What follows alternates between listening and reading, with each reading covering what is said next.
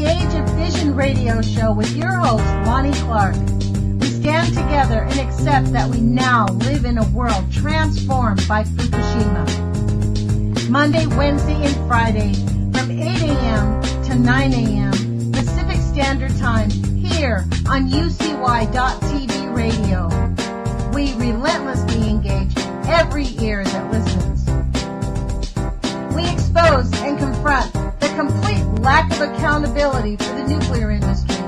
Consider social engineering programs who view our bodies, minds, and souls as assets on a balance sheet. We discuss vital current issues, interview activists, and engage our audience in an effort to allow all voices to be heard. The Age of Fission radio show creates a venue that all will choose.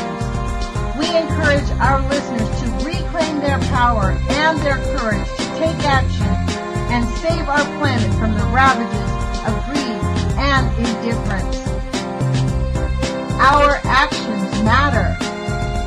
Every voice matters.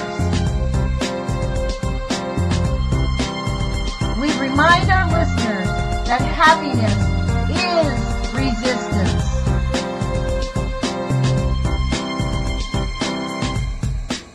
Love is greater than fear.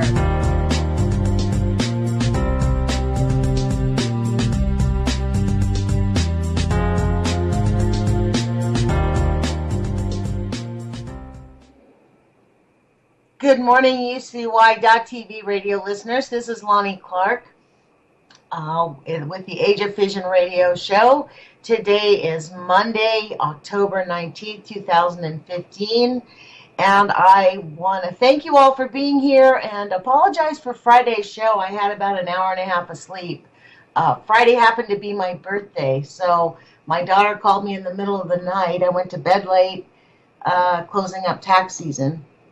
So thank you for hanging in there with me and listening through it. Today, normally on Mondays, I read the nuclear alerts. And to be frank with you, I pulled them all up. It's the usual blah, blah, blah, and I will go through it if we have time, but I decided over the weekend, I read this book on my YouTube channel, Poison Power by Dr. John Goffman and Dr. Arthur Tamplin. And I don't know if I'm sure many of you know who Dr. Goffman is. He is the Manhattan Project scientist who he and Dr. Arthur Tamplin were hired by the Lawrence Livermore Laboratory by the government to find out if radiation could be made safe. They were coming up with all kinds of waste, and they hadn't told the public about it yet, and they wanted to find out if there was any way to make good use out of this waste product. And Dr. John Goffman and Arthur Tamplin in all their studies said, no, no, and no. And it's been summarily ignored. And I have been reading Poisoned Power on my YouTube channel, Nuts for Art. And the other night I'm reading in chapter 4, which the subtitle is Any Radiation Safe? Under the subtitle of Faith Not Justified, he was talking about how our elected officials, the general public, even the scientists, the students, everybody believes what we're being told is the truth. So he's going on in this chapter, and the other night I read this, and I decided over the weekend that I'm going to talk about this first, because this is vital information that has actually been forgotten, completely summarily forgotten, because of the profit motive of what is engaged here. So I'm going to read just parts of it, and we're on page 103 if anybody has this book. It says, the story begins with the emotional and vehement controversies over the hazard of radioactive fallout from nuclear weapons testing during the 1950s.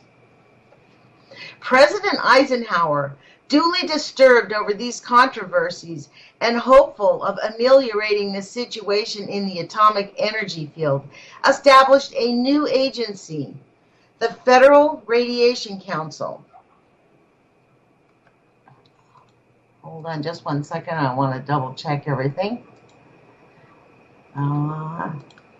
Just to make sure that I'm on okay. Okay, so hang on just one second, you guys. I don't mean to, but I want to connect with Jules, make sure I'm connected okay. So hold on. Because one day I was on the radio and there was a huge gap. So I'm going to go back to this reading just to make sure that we're all okay.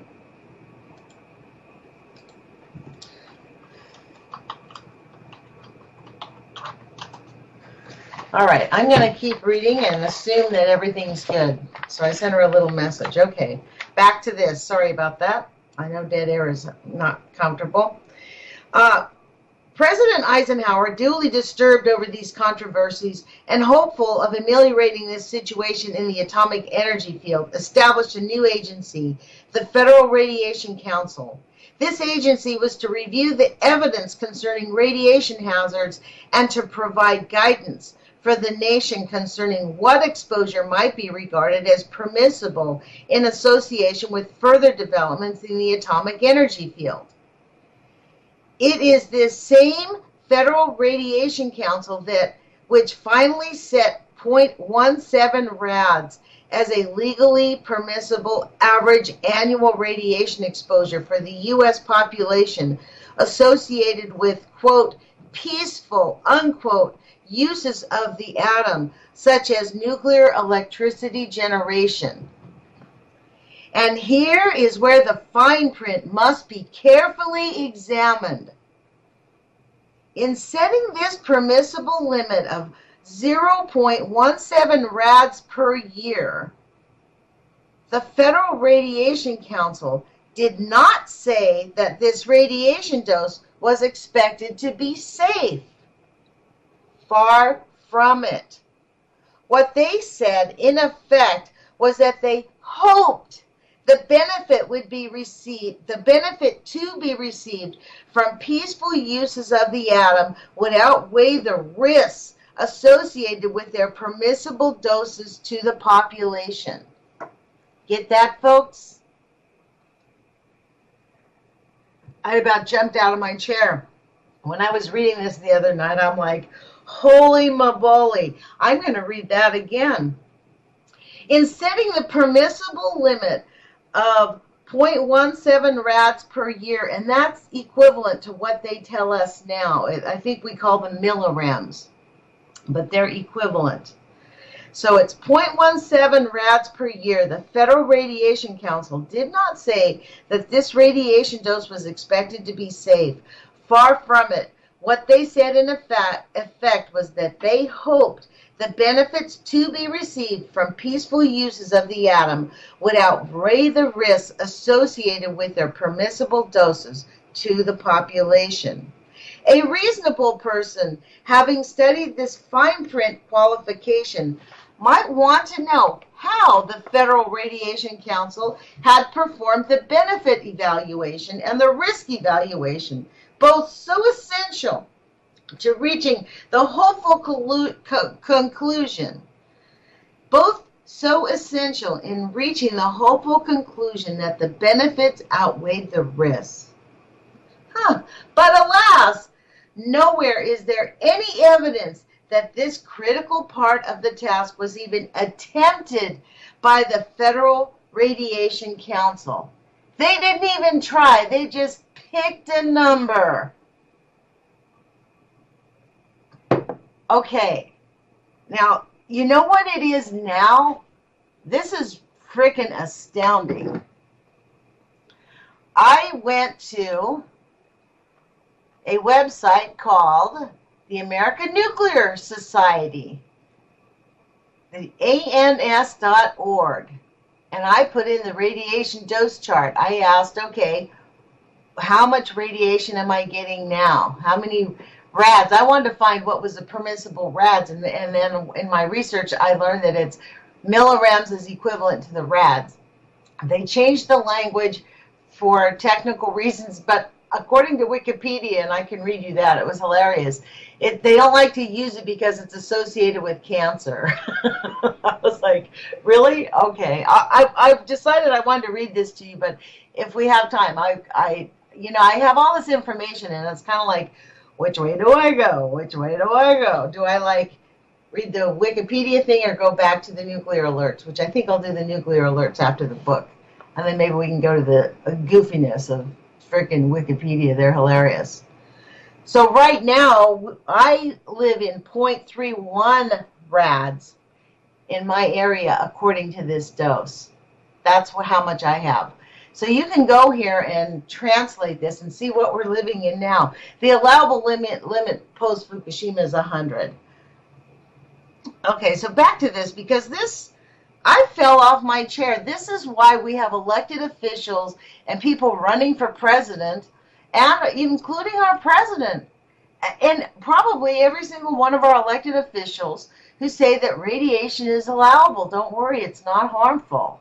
It is harmful. There is no safe level of radiation. Let me read this book. Let me go back to this. Nowhere is there any evidence that this critical part of the task was even attempted by the Federal Radiation Council. Nowhere. The public and industry, not realizing the fine print qualification, assumed permissible meant safe. Who would have thought? Little did they, the public and industry, know that permissible doses could ultimately translate into disaster. And we have a 50-fold increase in thyroid cancer in the children in Fukushima because the entire world is just ignoring those bleeding fucking gaping holes of radiation coming out of Japan. I mean, it's outrageous. The Federal Radiation Council can deny all culpability for, I'm going to read that again. It deserves a better reading. The Federal Radiation Council can deny all culpability, for what they were suggesting was the hope that the benefits would outweigh such risks. The Atomic Energy Commission, which is now the NRC, Nuclear Regulatory Commission, cannot escape justifiable criticism and condemnation, for they have endeavored and still endeavor to create the impression that permissible radiation exposure means safe radiation exposure. Get that, folks? The NRC is still doing this. This is exactly what this is all about. These freaking things. We read these stupid nuclear alerts week after week after week, and they act like, no big deal, don't worry, it's below the level. This is all cancer causing. I mean, we have in our country right now, where is that paper? 6 million people in the United States with high levels of uranium tainted in their water. Now, uranium toxicity isn't that harmful if it hits your skin. If you have it come down on the rain and you're walking through the rain, you keep it out of your mouth, you're pretty okay with it. It's probably not going to harm you for a long time. But you start drinking it in your water. We now have 6 million. I venture to say, in fact, looking at this map, it's not, the bulk of it is in Nebraska. Almost the entire state of Nebraska is just a wasteland. Kansas, large portions of Kansas and Texas are completely saturated, high levels. But, I'll read to you when I'm finished with this little reading. I just can't get over this, you guys. When I read this the other night, I about fell off my chair. So I'm going to get back to this because I cannot stop thinking about these 6 million people drinking tainted uranium water, 89 times level over the contamination level. And here we're reading about the radiation levels. We're just picked a number out of the hat. No evidence that it's even safe. Wow. As a result, utility officials make countless public statements and written pronouncements as to the effect of the 0.17 rads, would be without harm to the individuals receiving this amount of radiation. Witness a typical statement by Mr. Frederick Draker of the Public Gas and Electric Company, quoted in The Nuclear Hazard in Santa Cruz by Harold Gilliam, San Francisco Chronicle, Sunday, June 28, 1970. Excuse me, but I forgot to tell you, this book was written in 1971, okay? Quote, there is no evidence that 170 millirads is harmful, and any new plant will actually emit only an infinitesimal fraction of that amount, unquote. Apparently, the slightest comprehension of what his statement, no evidence, really means. No evidence here means no one has even looked. Consider their sophistication and high degree of responsibility they exercise. The brainwashing of the corporate executives and engineers of the largest single industry in the U.S., the power industry, is hard to believe. Certainly, it deserves the #1 position among the modern marvels of public relations efforts. Faced with the fact that a multi-billion-dollar industry has been led down a path of potential economic and public disaster, the Atomic Energy Commission could, of course, also retreat from responsibility by saying, we too hope the benefits would outweigh the risks. After all, the AEC hadn't specifically and officially claimed absolute safety. But AEC officials have repeatedly obscured the knowledge of potential hazards. The unfortunate result, even if unintended, is a widespread false impression of safety in the standards set for nuclear electricity generation and other atomic energy programs. Now, I don't know about you folks, but when I read that, I was like, wow. This exactly explains why our friends, why everybody we talk to believe 100% that we're completely, what my daughter called me, extreme. I'm extreme because I'm concerned. I can't stop thinking about the danger coming from Fukushima or Hanford, the Columbia Generating Station, or these 6 million people tainted by uranium. Not just one time, 2 times over the contamination level. 89 times the contamination level. 89 times. Pennsylvania is completely polluted. New Jersey, completely polluted. Delaware, completely polluted. Maryland, completely polluted. Spatterings in Virginia, probably where the nuclear power plants are. That would be my guess. North Carolina, oh my God. South Carolina, the center of South Carolina is completely polluted. And think about the flooding that just went down there. The radioactivity is just going to get spread all over. And we're ignoring this. 89 times the level. This is really why I just could not read these NRC things again. To be honest, I'm sort of spitting nails over this. Like, I'm making an effort to think of how can we possibly get people activated to care about the fact that they are being poisoned. If we had atomic bombs dropping in our neighborhoods and destroying personal property, people would be angry. But the slow infiltration of our bloodstreams by these atomic bombs, people are just passively like filling their bodies with more chemicals so they don't have to feel the pain of their neglect. I'm just like dumbfounded, guys. Like, honestly, I could not read these nuclear. I will in a minute, but let me get back to this because this is information that people need to digest. The title of this book is called Poison Power. And let me tell you when it was written, and I'll go back to reading again because it's copyright 1971. I got this on Amazon. I went and Googled on Amazon, or maybe it was abesbooks.com, where I buy a lot of used books. And I just wanted to get some books by Dr. John Goffman and Arthur Tamplin. I wanted to understand more.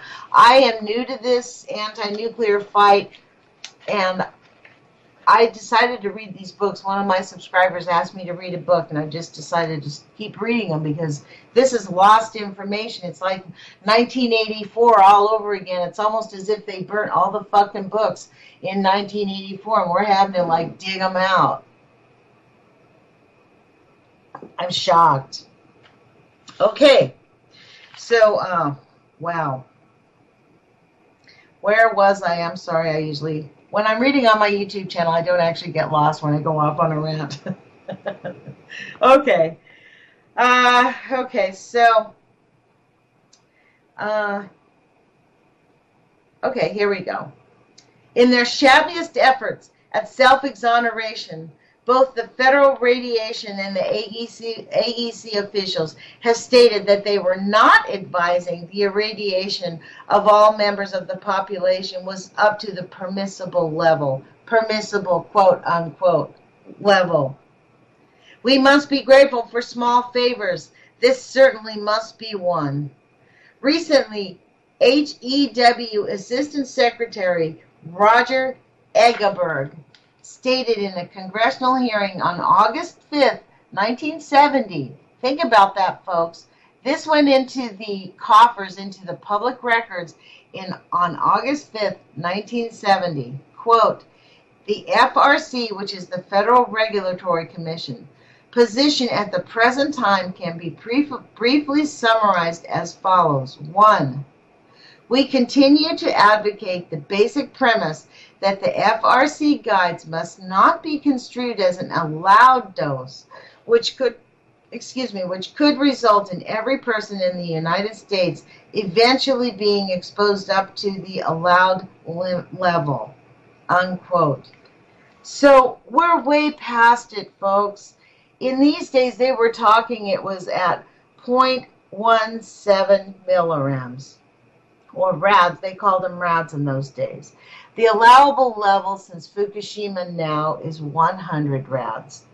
Now here I'm in Eugene, Oregon, and it's 0.31. I mean, that's now considered allowable. And what this guy is saying in 1970, we continue to advocate the basic premise that the FRC guides must not be construed as an allowed dose, which could result in every person in the United States eventually being exposed up to the allowed level. The remarkable statement by the FRC position would be construed ludicrous if it didn't deal with such a deadly threat to the future health of the entire U.S. population. If the FRC doesn't want the U.S. population exposed to it, whatever led them to set such a guideline as the allowable exposure? A reasonable question suggests itself. If you want the exposure to be kept at some low level, why not set the allowable level dose there? Right. If that's the maximum, then why not set it at the low level? The Federal Radiation Council antics do, in many respects, compete with those of the Atomic Energy Commission, and that is now called the NRC. The AEC is now the NRC, possibly because the AEC is represented on the Federal Radiation Council. For example, the Federal Radiation Council has stated that it is, quote, inadvisable, unquote, to accept any amount of radiation without good reason. So we have to have a good reason to kill each other. I guess that's kind of like war. We're allowed to kill each other for war, but that's it, huh? This is unbelievable. I can't believe that these are the people we trusted with our government and with our history and our future. This is so unbelievable. I don't know about you, but this is why I can't stop. But where did the FRC ever present any, quote, good reasons, unquote, for allowing 0.17 rads as the average U.S. population exposure?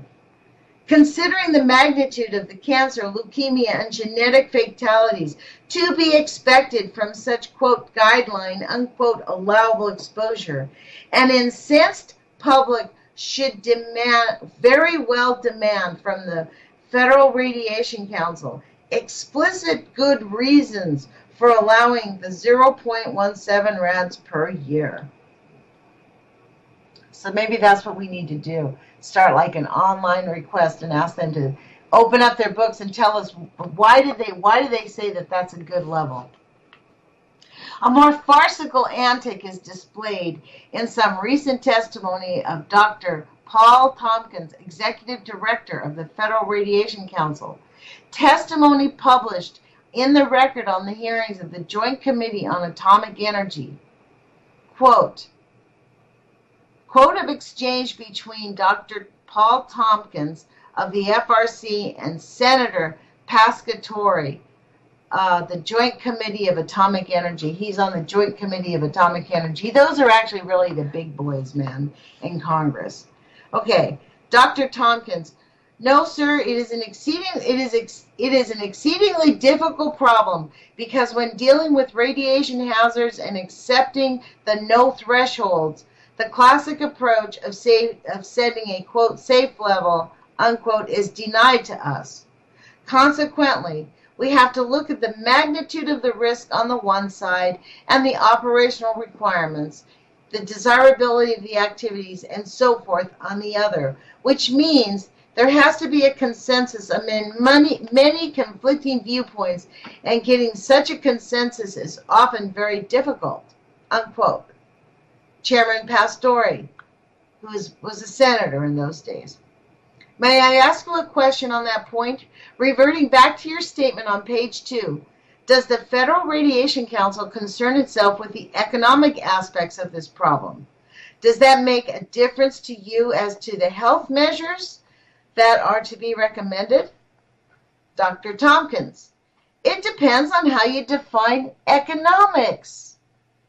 And additionally, skipping down, Senator Pastori asks, I agree with that statement, of course, but I was wondering within the province and the purview and the functions of the Federal Radiation Council, what are the guidelines that you take into account in reaching a decision?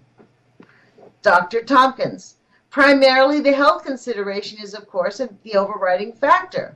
Chairman Pastori, there again, you are leaving room for something else. Why shouldn't it be the only factor from your point of view?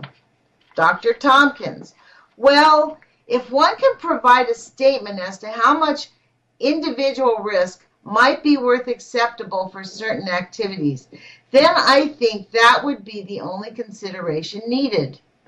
And separately, in a statement of Dr. Tompkins from those same hearings on page 34, the primary objective of the FRC is to make representations which represent a reasonable balance between biological risk and the impact of uranium mining. And this reference was from Radiation Exposure Uranium Miners, hearings of the Joint Committee of Atomic Energy, 90th Congress, first session, May through August 1967, Part 1. And that, remember, in the last few weeks here in 2015, folks, haven't you and I seen articles on the internet now saying, I think, in fact, we have had some Canadian elected politicians who said there is no evidence we just don't have any evidence about the harm on the uranium miners.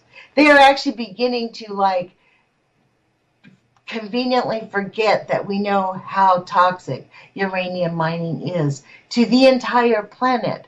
And the miners are the first to go. This is just, when I read this, I have to say, you guys, I was dumbfounded. I could not believe it. I see that we're at 8:30, and I know many of you are waiting to hear the nuclear regulatory alert. So I'm going to end here, but you know what? This book is an astounding book. I'm reading it on my YouTube channel, hopefully quicker than slower. I get to it probably every 2 to 3 days, or no, I'll go a couple of days in a row, and then I'll skip a couple of days, and then go a couple of days in a row. I read 3 to 6 pages a night, I guess. So I go for 15 to 20 minutes of reading. Uh, so this is real information, people. We are dealing with an entire brainwashed population of elected officials, scientists. These people have got no idea that their ideas are based on hogwash, are based on propaganda. And what did this man say? Scientific. We are the primary objective of the FRC, which is the Nuclear Regulatory Commission, is to make recommendations which represent a reasonable balance between biological risk, like how many people are we willing to kill with cancer, and the impact on uranium mining. Because we got to have that uranium, folks, so some people have got to die for it, whether they know they're going to or not, right? Fucking bastards. So, okay, let me get to these nuclear alerts, and we are going to read, I guess we'll go backwards, because that seems to be the most efficient. I don't know. Especially since we want to know what's going on. Okay, so this was from the afternoon of October 16th through November 19th. So it's current as of today. We've only got 4 pages to read because we had a holiday. Okay, and I won't read the whole thing. Okay, lost source during shipping. This is where the Department of the Army. Oh, great. The Army is losing something. Probably went to ISIS. It gave them 1.2 millicuries of californium, 252. I wonder what californium does. Californium. Was shipped from Aberdeen Proving Ground, Maryland to Fort Irwin, California via common carrier. The source did not arrive as expected, and the common carrier has initiated a trace. Oh, gosh. At least they're looking. Common carrier. Oh, my God. Texas Health State Services, Tolonge Wong Engineers Incorporated, non-emergency. What are they saying? Oh, moisture gauge stuck again, and somebody was exposed. 8 millicuries of cesium-137 was fully retracted into the gauge. The Troxler, again, a Troxler modeler 3430, stuck open. Whoever makes those, what a horrible company. Their stuff always is getting stuck, or maybe we haven't spent any money on it. Beaver Valley, Pennsylvania, non-emergency once again. Off-site notification made for hazardous chemical spill. Non-emergency. At 11:15 EDT, there was a non-oil chemical spill. Don't you love that? I wonder what that was. Okay. There was a non-oil chemical spill at the main intake structure during delivery of corrosion inhibitor. The spill occurred due to a failed fill tank connection. Approximately 10 gallons of the inhibitor. Do you like these words they're using, these motherfuckers? They never once are telling us what the heck it was. Approximately 10 gallons of the inhibitor reached the Ohio River. The spill was stopped and contained, and recovery is in progress. This is not a comprehensive environmental response Compensation Liability Act, so they don't have to respond. Reportable quantity for the Environmental Protection Agency, so they didn't spill enough to have to report it. However, at 12:45 EDT, it was determined to be reportable to the Pennsylvania Department of Environmental Protection in accordance with the Pennsylvania Clean Streams Law. So I guess people in Pennsylvania, we could call it Pennsylvania, find out. We could call them. The Pennsylvania Clean Streams Law and NPDS, National Pollutant Discharge Elimination Permit. Did they not tell us what it was? A non-oil chemical spill and 10 gallons of the inhibitor. What is an inhibitor? Wow. These people, just exactly like he says, their entire job is to baffle us with bullshit. This really makes me mad. Okay, Beaver Valley. You poor people in Pennsylvania, you're getting bombarded, man. Beaver Valley, Pennsylvania, non-emergency off-site situation. Let's see. At 12:30 EDT, it was discovered that sodium hypochlorite had leaked into the ground soil at the bottom of a leak sensing pit. which is located near the BVPS-1 cooling tower pump house. That is at the that's a power reactor, Beaver Valley. So Beaver Valley Power Station 1 cooling pump house at the Beaver Valley, blah, blah, blah. The source of the sodium hydrochloride is suspected to be from a leaking pipe and has been terminated. The cause of the leak has not yet been conclusively determined, and there is no evidence that the sodium hypochlorite, that's what it is, sodium hypochlorite, reached the surface of the Ohio River. I wonder what that is. I need to take a biology class. I need one more science class, so maybe I'll take a basic biology class, understand what that means, or chemistry class. Sodium hypochlorite. Actually, on second thought, you guys, I don't think I could do that science class. So, wow, here we go again. I feel like this is just like the Dumb and Dumber show going on. They're just keep telling us this is this and this is this, and oh, by the way, we're giving you poison for breakfast, and go ahead, eat your oatmeal. Don't mind that it has poison in there. Your water's tainted, so don't worry about it. We're not going to give you, there's no water filter to filter out uranium, but go ahead. New Jersey RAD PROT and LET prevention program. Protection and Release Prevention Program, is that what that means? NJRAD PROT and REL Protection Program. Unknown. Jersey City, New Jersey. Licensee is unknown here, folks. A garbage truck containing a radioactive source was reported by Union City, New Jersey. New Jersey State Police preliminarily identified radium-226, which was confirmed by New Jersey DEP radiation program staff who responded to this event. Exposure rate was measured as 60 millirads per hour on contact on the truck. Well, I guess that's okay, because now we can take up to 100, so don't worry. Based on measurements, activity was estimated to be 10 millicuries. The U.S. Department of Transportation was contacted and approved issuance of a DOT special permit, even though readings exceeded 50 millirounds per hour. Truck was moved to truck owners' Galaxy Sanitation location in New Jersey City, New Jersey, where the hired contractor sorted a load and found a small radium source. No identifying information was on the source.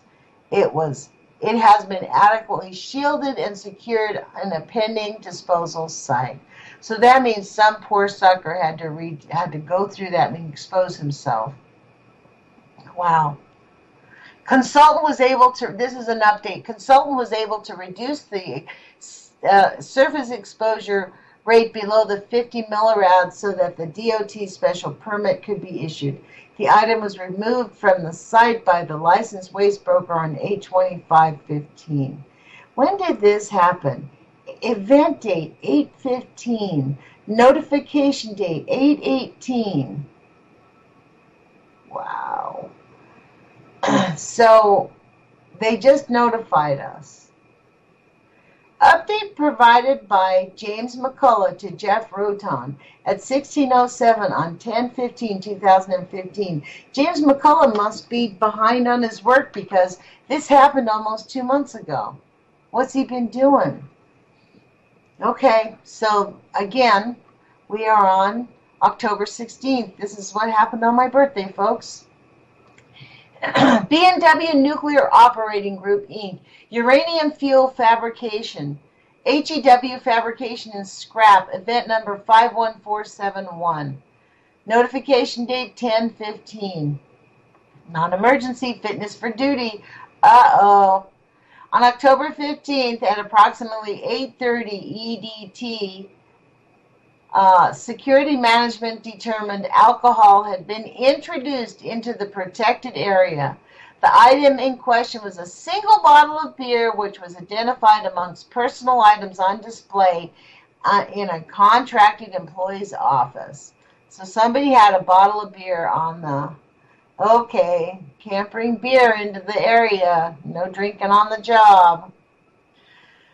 Okay, the security contacted the fitness for duty coordinator who escorted the bottle of beer out of the protected area. Management will conduct an evaluation of the incident to include root cause analysis and corrective actions to prevent reoccurrence. Spanky, spanky. Okay, the next one is event number 51472, reactor power to the Harris Power Reactor, North Carolina.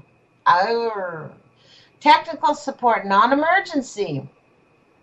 This is a non-emergency 8-hour notification for a loss of emergency assessment capability. This event is reportable in accordance with the 10 CFR, blah, blah, blah, as the discovered condition affects the functionality of an emergency response facility. Wow, that's a non-emergency.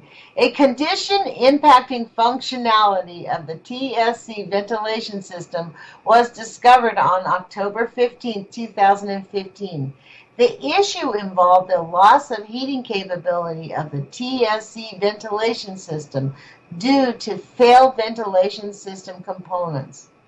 The review of the impact of this equipment failure on the habitability of the TSC over the 30-day mission time determined that this condition was reportable as a loss emergency assessment capability. The repair of the equipment failure is currently being planned. It's being planned. Wow. If the emergency is declared requiring TSC activation during the non-functional period, the TSC will be staffed and activated using existing emergency planning procedures unless the TSC becomes uninhabitable due to ambient temperature, radiological, or other conditions. Great! If relocation of the TSC becomes necessary, the emergency director will relocate the TSC staff to an alternate location in accordance with the applicable site procedures. This condition does not affect the health and safety of the public or safety employees. It certainly does, because what happens if there's an emergency? What are these people talking about? The way they talk is so unconscionable. Like, they must hire the most evil people. John Goffman goes off all the time saying, oh, these scientists, I think they have good in their heart and they have well-meaning, but they've been misled. No, these rat bastards know exactly what they're doing. Like, honestly, people don't want me to cuss, but when you start looking at the NRC staff and the gross neglect of what their responsibility is to protect the public and tell us that nuclear contamination is 100% hazardous to our health. There is no safe, allowable level. People will get cancer because of the nuclear industry. All the evidence shows it. Dr. Gelmady over and over has been torturing dogs for 20 years. Thanks to Dana Durnford, who is going to be interviewed on our show on Wednesday. I cannot wait to talk to Dana. Dana Durnford from Beautiful Girl by Dana has a YouTube channel, and every morning at 10 o'clock there's a live feed, and he's going over the events and the reporting that happened in Fukushima, because it has been glossed over. Just like in this book, what I read to you today has been glossed over. The NRC never said that there was a safe level. They said the benefits outweighed the risk, and the risk is known cancer, leukemias, genetic mutations. And as a people, we have a right to say, up yours. You know? Like, really, I really am making an effort not to, like, throw out the F-bomb all the time, because I could easily.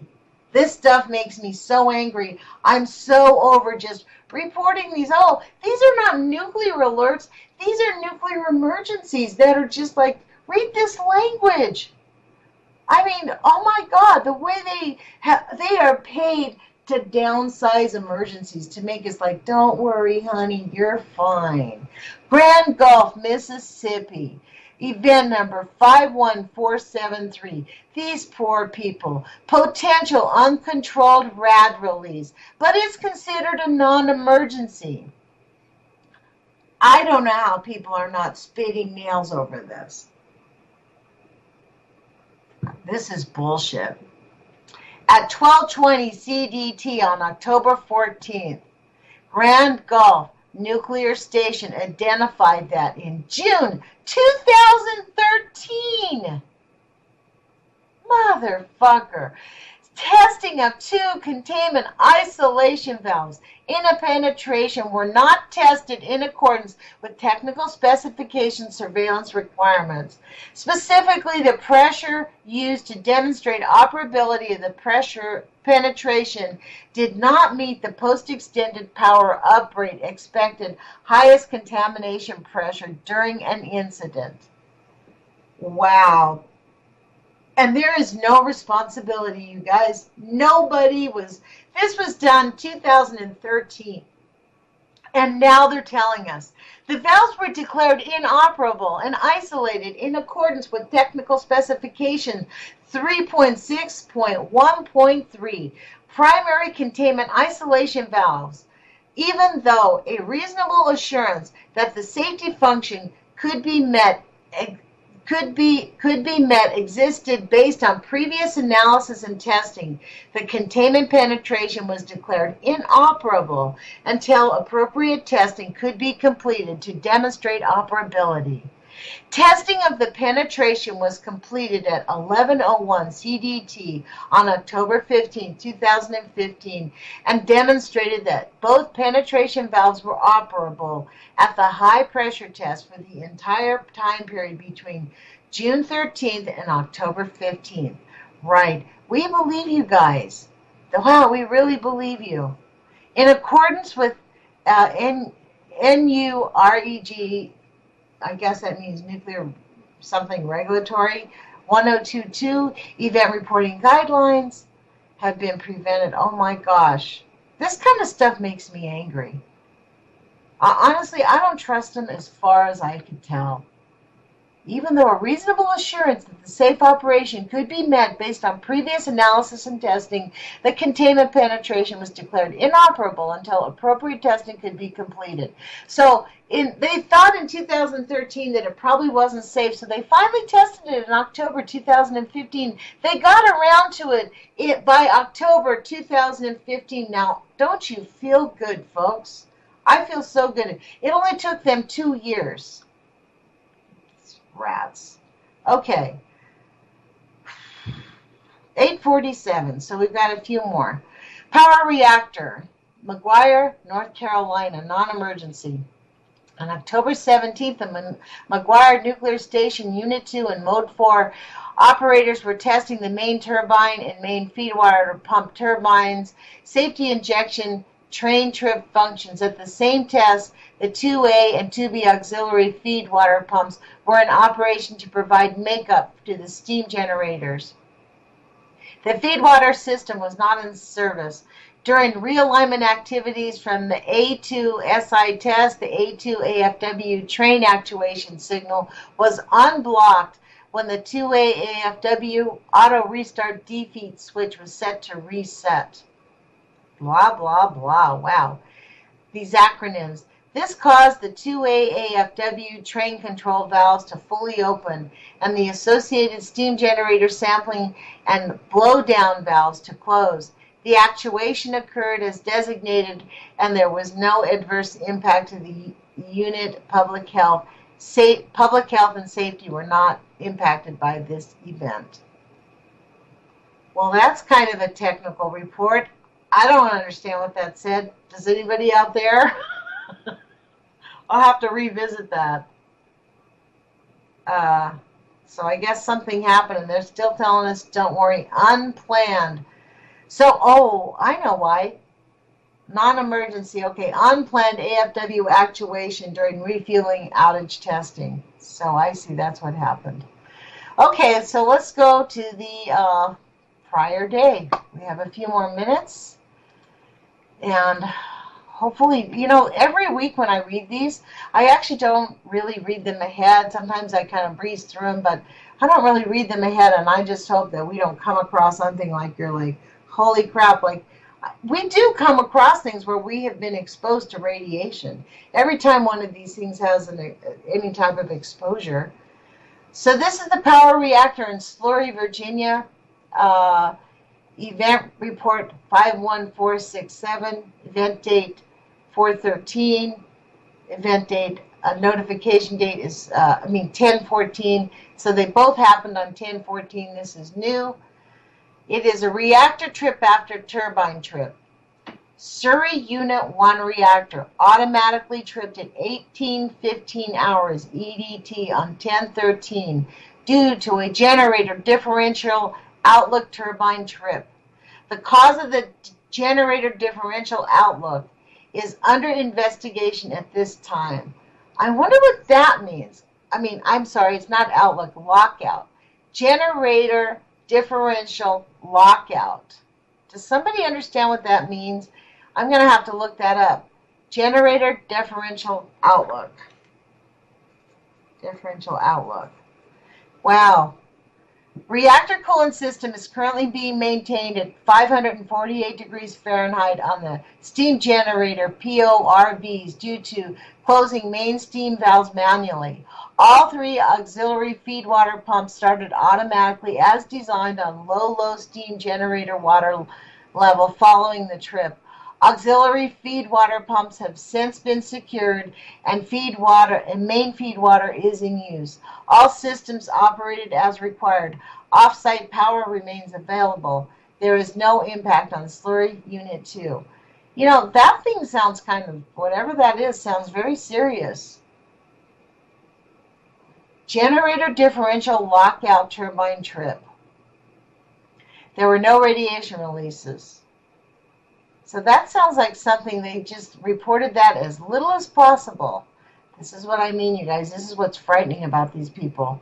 Their whole job is to tell us nothing. Tell us as little information as possible. ATC nuclear. So what is this? This is a non-emergency. The event date was 6/11 and it's 8/10/2015 notification date. Last update on 10/9/2015, ATC Nuclear, Moore Industries, Oak Ridge, Tennessee. Let's see if we'll just go right to the update on 10/9. Okay, so we probably read this a couple times. The basic components. See, the following information is a summary of what was excerpted from facts received at the ATC Nuclear.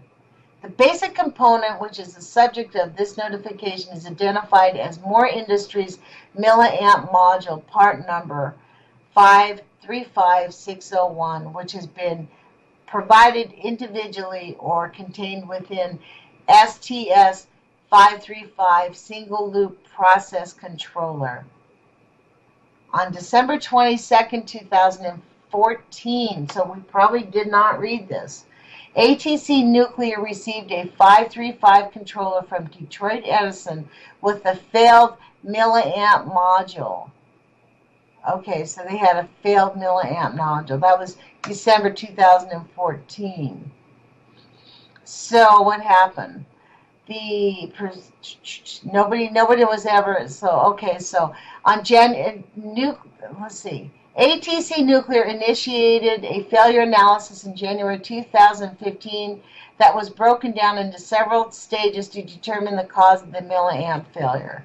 So I think that what this is them getting this back into speed. So they received a broken one. Update from Ray Chilifau to Donald Norwood. 1602 EDT on 10/9. ATC Nuclear has concluded that the identified deviation could be considered a defect on the surface mount fuses supplied by Little Fuse. However, ATC Nuclear determined that it does not have the capability to complete the 10 CFR Part 21 evaluation to determine if substantial safety hazards exist.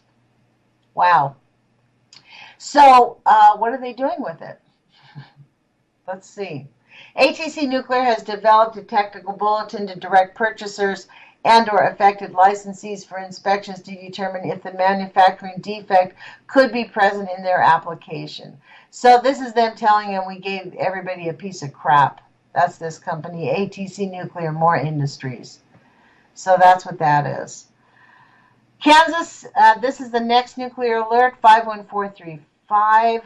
Kansas Department of Health and Environment, KU Hospital Authority, event date 9/29. We probably read this, notification date on 10/1. So I am going to stop here because I think we have read these ones before. Let's see, is this one a new one? No, it is not, 10/1. So they just keep repeating it. If there's no ones, they just keep listing them, even though they're not new. And there's no updates on any of these things. So these are just things that they just fill the gamut with because they need to put something up. It's not just so typical of the Nuclear Regulatory Commission, or the AEC as they used to be called.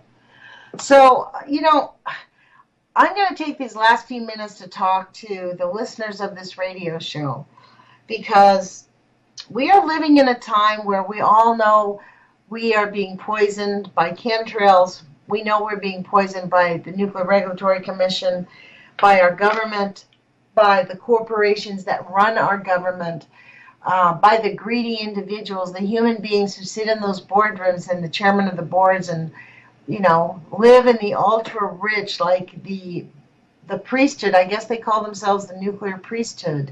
You know, the people who believe that the ultra-rich, that we're just useless feeders here. And the fact is we're not useless feeders. And there is no need for us to slip into the devastation that we have allowed to happen on this planet. It is time for us to take action and to figure out how to get active, work in our communities, call your elected officials. Do not let them get comfortable. Call your mayors. Get to know your local officials. It is really imperative. You know, I understand. I live in a small town where it's kind of a clique, you know. They all know each other. The same activists, at least in Eugene. You know who's the biggest activist in Eugene? This is very interesting. There's a group that houses the homeless. They're very intent. We have a lot of homeless people here for the amount of people that live here. We are being poisoned by the Nuclear Regulatory Commission, by the NRC, by the International Atomic Energy Agency. There's a 50-fold increase in the children in Fukushima of thyroid cancer. And they're trying to tell us that that only translates into 327 children. You know what? I think I would, if we go by Dr. John Goffman's 90% rule, John Goffman studied the effects of Hiroshima and Nagasaki after World War II personally, because the United States, yes, they took measurements, but they destroyed most of their evidence. And they only studied the men. They didn't study the women and the children. Yes, they took their pictures, but they didn't keep their evidence. So Dr. John Goffman studied them for 20 years. You know what he discovered? That the United States military, the United States government, and the International Atomic Energy Agency understate the negative effects of radiation by 90% and deny that radiation causes harm. And they are sticking with that story. John Goffman was ousted, pretty much unemployed, for 20 years. He ended up getting a job as a professor at a university in Massachusetts, worked there until his death. Was a great advocate for humanity and for us being humane, and he's calling for us to stand up. And that's what I'm calling everybody who listens to this radio show. Put your courage feet on. Guard yourself with the facts. Get some education, and we'll see Dana Durnford on Wednesday, you guys. Thank you so much.